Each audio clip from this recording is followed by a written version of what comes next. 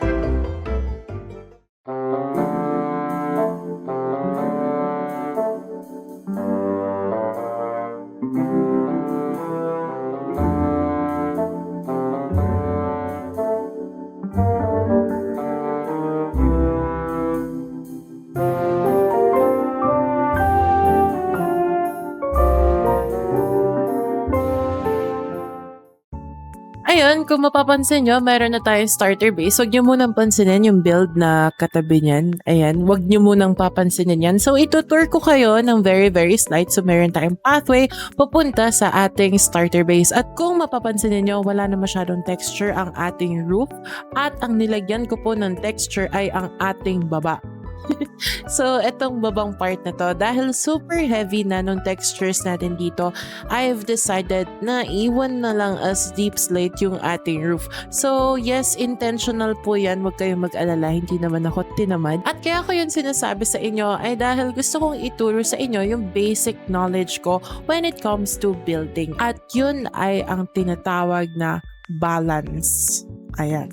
Bakit naman uulan, Mojang? Bakit kailangan umulan? So, as I was saying, ayun nga, balance. Meaning, kung heavy na yung textures nyo dito, might as well i-balance out nyo naman yung texture sa buong build. However, in my case, maliit lang naman yung build ko, so ang logic ko, well, hindi ko naman kasi masasabi na lahat ng builder ay ganun. This is just how I do it, so take it with a grain of salt. Since heavy na yung texture natin dito, I've decided na huwag masyadong ma-texture dito sa kabila and medyo makalat yung ating garage or storage area. But anyway, ayan, which is why wala nang texture yung roof. At dito sa likod, since hindi naman tayo sigurian, syempre, tinapos ko. So, ayan, kung mapapansin niyo, walang windows dito dahil meron naman tayong mga details or overhangs na tumutulong na i-break up yung empty space. Ang isa sa mga rason kung ba't di ko nilagyan ng window dito ay dahil kapag nilagyan ko yan, feeling ko magiging repetitive yung structure natin or magmumukha siyang pattern gaya dito sa harap. Pag nilagay ko dito sa likod, ayan, magmumukha siyang pattern. Which is, ayaw naman siguro natin, lalo na kung ang binibuild mo ay medyo naka-lean towards realism. So, ayun, wala tayong windows and yan ay nakakatulong for our eyes to rest. Kasi kapag nilagyan natin ng maraming structures yan or overhangs yan, wala nang lugar yung mata ninyo para magpahinga kapag tinignan nyo yung build natin.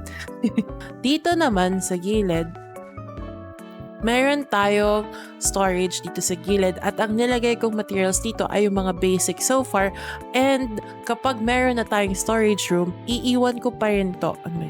Kapag meron na tayong storage room, ililipat ko na yung ibang gamit dyan at ipapasok ko yan doon. However, iiwan ko pa rin yung mga materials na kailangan natin for our terrain. Dahil kung ilalagay ko yan sa storage room, tatama rin akong ayusin at tatama rin din akong mag-terraform. So, anyway, intentional pa rin yung ating storage at dito may daan tayo papasok or dito naman sa labas, of course, meron tayong entrance. At can you appreciate the detail na nawala dahil kay Warzy?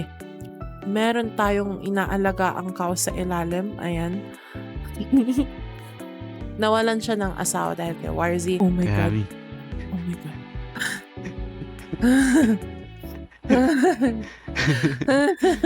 Ako yung umubos ng shulker mo. We? Yeah. We? Tapos bibili ulit ako ngayon. Pabili ka pa. Isa lang muna kasi lalagay ko mga deep state. Oh my gosh, so poor. Dapat damihan mo. Tapos malay mo, bigyan kita freebie. Yun tayo ko. Kaso namatay ako. Ba't ka gumalaw ng ganun? Titignan ko. Akala ko pinapabilang mo sa akin eh. Alam mo ba, ang pwede, lika dito. Ay, wow, parang bahay ko. Ang pangit ng design mo dito. Joke. Wow! Kasi tinan mo. Oo, tatagos ka. Wag! Yan. Mali mo. Ba't ka kasi nakikiupo? Kawawa naman Tapos? yung cow. Nasaan? Nasa ilalim. Hard at work.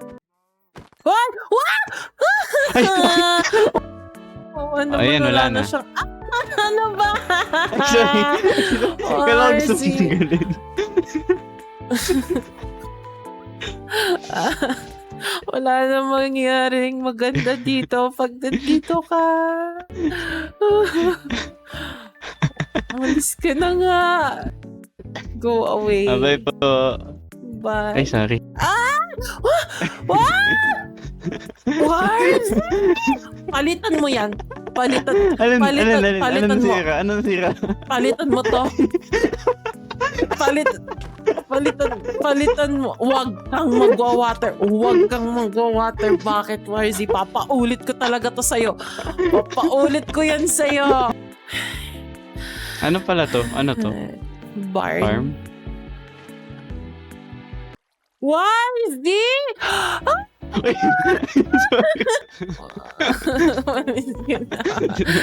sorry.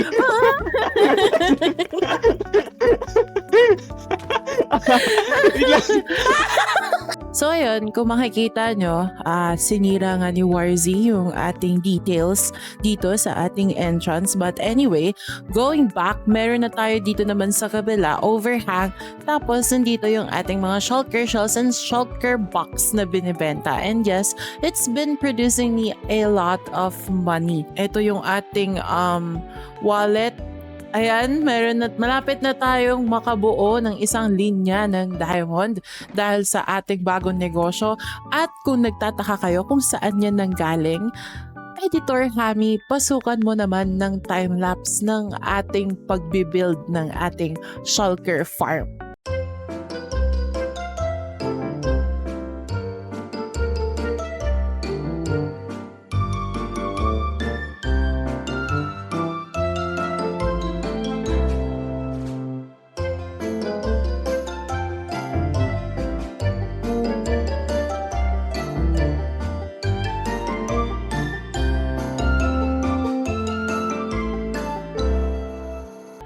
Ito na.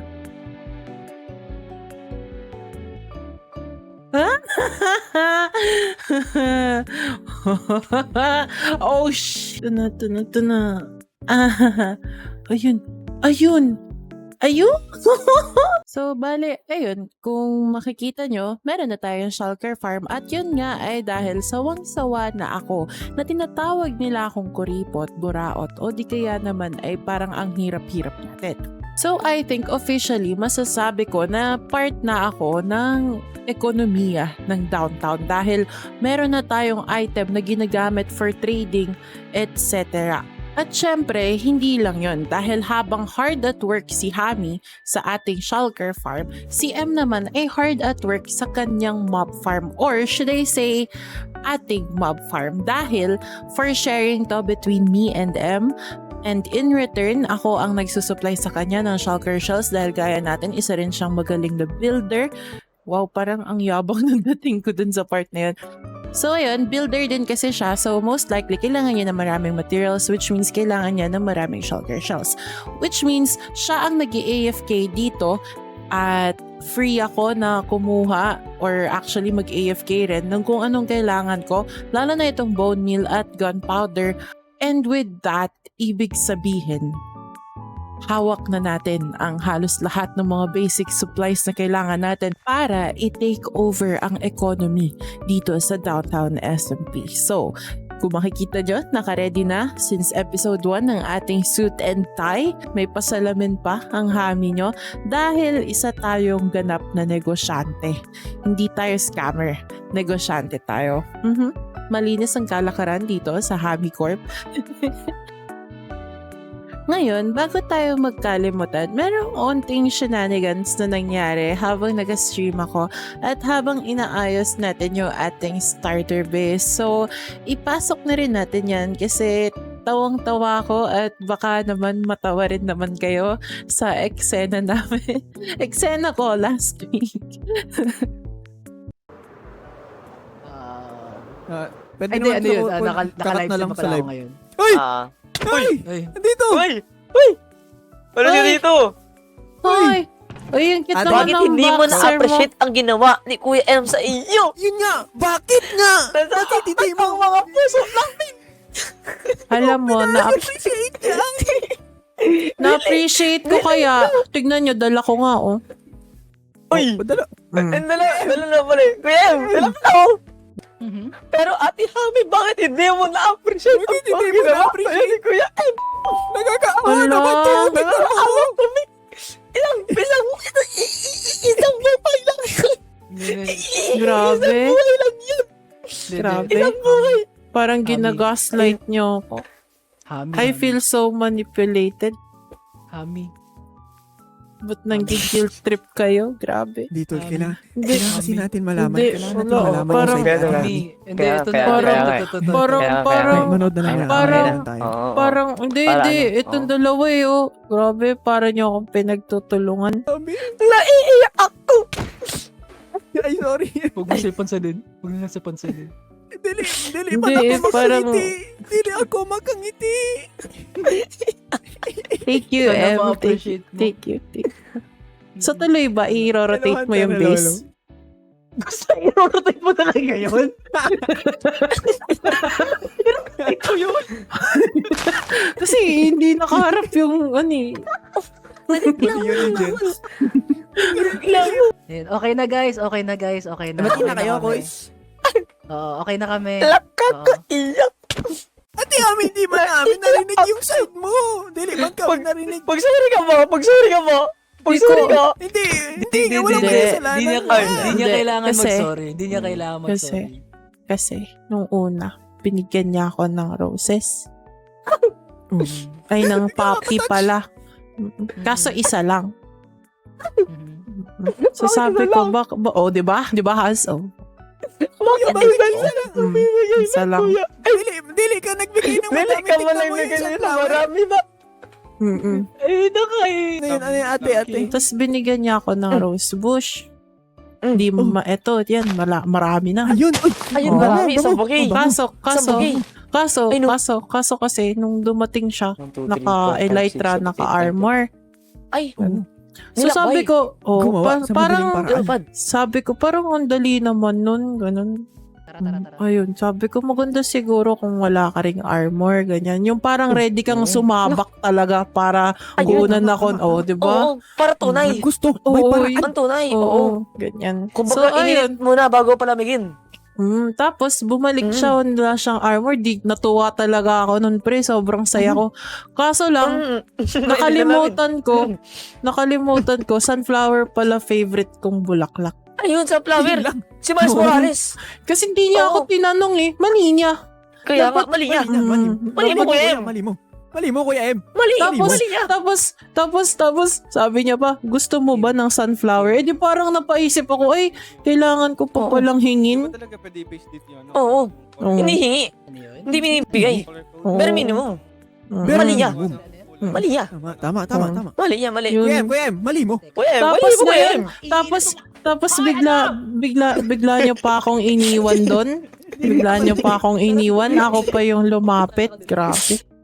Ay, pinalapit. Mali mo pala, Kuya M. Kuya M, mali mo, Kuya M. Kuya M. Mali mo. Naku, mali mo pala, Kuya M. Kuya M, mali mo, Kuya M. Kuya M, mali mo. Saan ka sama? Kuya M. Kuya M, Mali mo. dili Ayun mo, pala. dili mo pala. Dili mo may test sa amin na maayos. Mali Ba, nyo. mali ko ba? Hindi, Mali mo. Mali nyo. Mali mo daw. Bakit mali? Bakit mali?